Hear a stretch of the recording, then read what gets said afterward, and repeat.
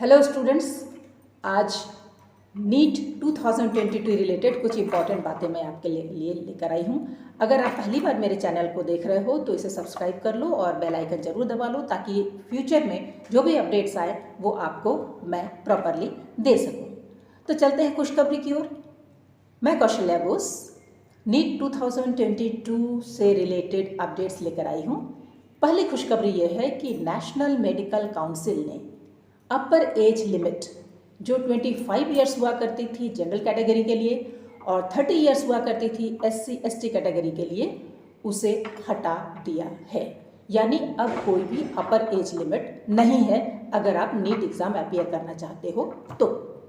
हाँ, lower age limit as it is है, यानी दिसंबर 31, 2022 तक आपकी एज कम से कम 17 ईयर्स हो जानी चाहिए। इसके अलावा जो एलिजिबिलिटी क्राइटेरिया है वो एज इट इज़ है, यानी आपको +2 यानी इंटरमीडिएट अपीयरिंग या पास्ड होना जरूरी है। मार्क्स 50% एग्रीगेट अगर आप जनरल हो तो, 45% एग्रीगेट अगर PWD या PH यानी फिजिकली हैंडीकैप्ड हो तो, और 40% मार्क्स इन एग्रीगेट अगर SC/ST या OBC कैटेगरी के हैं तो। दूसरी खुशखबरी बताऊं इससे पहले कुछ इंपॉर्टेंट बातें क्लियर हो जाएं। नेशनल टेस्टिंग एजेंसी बहुत ही जल्द अपने ऑफिशियल वेबसाइट पर रजिस्ट्रेशन और एप्लीकेशन संबंधित नोटिफिकेशन जारी करने वाली है। मोस्ट प्रोबेबली 1 अप्रैल से ये प्रक्रिया शुरू हो जाएगी। वैसे तो जो रिटन एग्ज़ाम का डेट है वो 25 जून डिसाइडेड था, लेकिन अभी कोई ऑफिशियल कंफर्मेशन नहीं है। CBSE बोर्ड एग्जामिनेशन की जो डेट शीट है उसके हिसाब से 7 जून को मैथ्स एग्ज़ाम होने हैं और 13 जून को IP यानी इंफॉर्मेशन प्रैक्टिसेस का एग्ज़ाम होने हैं। उस हिसाब से आपका नीट का एग्ज़ाम जुलाई के 3rd या 4th वीक में शेड्यूल हो सकता है। फिर भी एप्लीकेशन को भरने के लिए, रजिस्ट्रेशन करने के लिए जो ज़रूरी बातें हैं वो ज़रा मैं आपको अपडेट कर दूँ। जो डॉक्यूमेंट्स आपको लगने वाले हैं वो आप अपने आप में तैयार रखें तो बेहतर होगा। तो क्या क्या डॉक्यूमेंट्स चाहिए?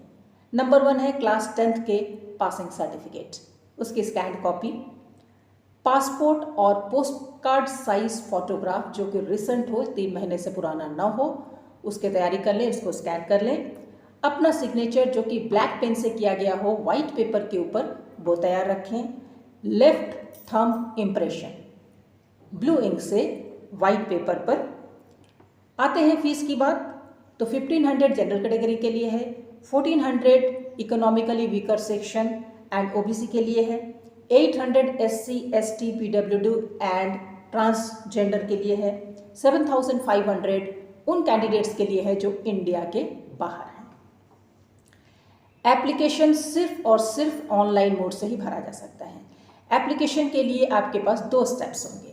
स्टेप 1 में आपको रजिस्ट्रेशन करना होगा, जिसके लिए ज़रूरी होगा आपका पर्सनल ईमेल ID और मोबाइल नंबर।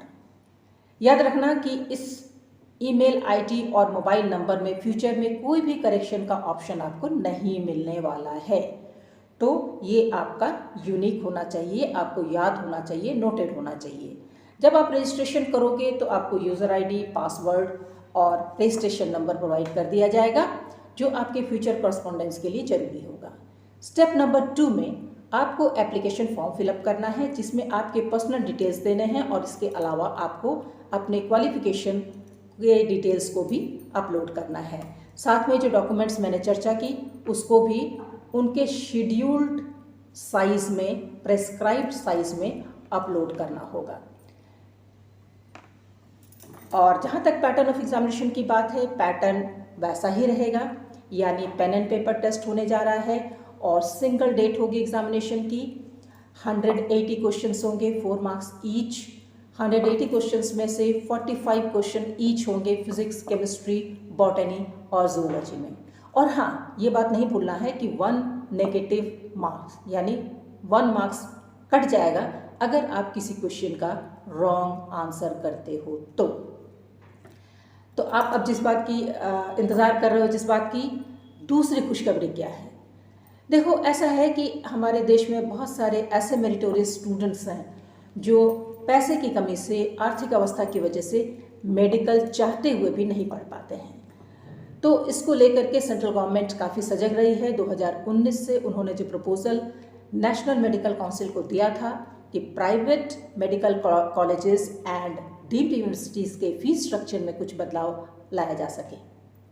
खुशखबरी ये है कि जो एक्सपर्ट कमेटी बनाई थी नेशनल मेडिकल काउंसिल ने, उन्होंने अपना फाइनल मेमोरेंडम दे दिया है 3 फरवरी 2022 को।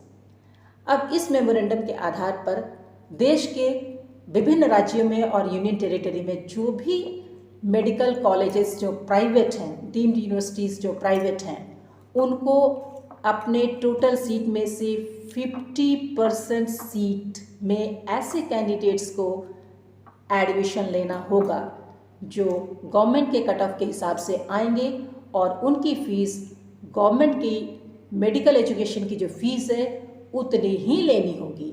यानी गवर्नमेंट के फ़ीस में 50% सीट्स में आपका एडमिशन होने वाला है।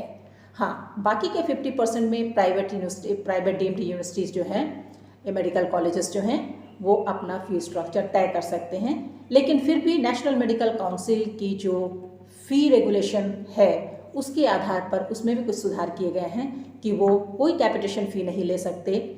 इसके अलावा नो प्रॉफिट के हिसाब से उनको अपना मेडिकल एजुकेशन देना है। ये नो प्रॉफिट नो गेन वाली बात होनी चाहिए।